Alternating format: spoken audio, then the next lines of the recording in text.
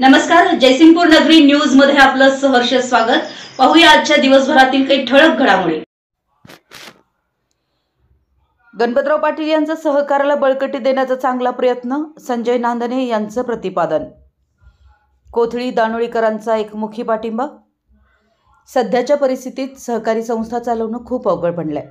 अशा परिस्थितीत श्री दत्त साखर कारखाना अतिशय चांगल्या पद्धतीने सुरू आहे।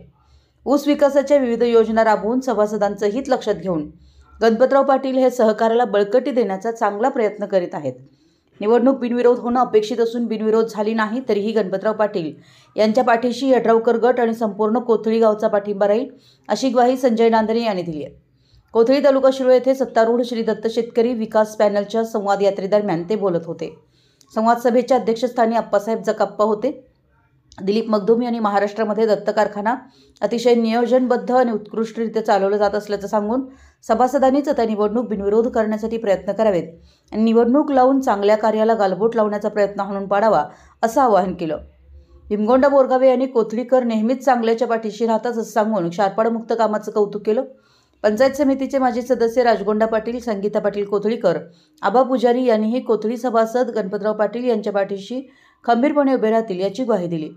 गणपतराव पाटील मनोगत व्यक्त करताना म्हणाले की क्षारपाड जमीन मुक्तीच्या माध्यमातून नव्या पिढीसाठी जमीन शाबूत ठेवणं, शेतकऱ्यांच्या उत्पादन वाढीसाठी प्रयत्न करणं आणि सभासदांचं हित जपणं ही भूमिका घेऊन सत्तारूढ गट काम करत आहे। शेतकरी केंद्रबिंदू मानून शेतकऱ्यांच्या शेतावर जाऊन माती, पाने, पाणी परीक्षण करण्याची यंत्रणा उभी केली आहे।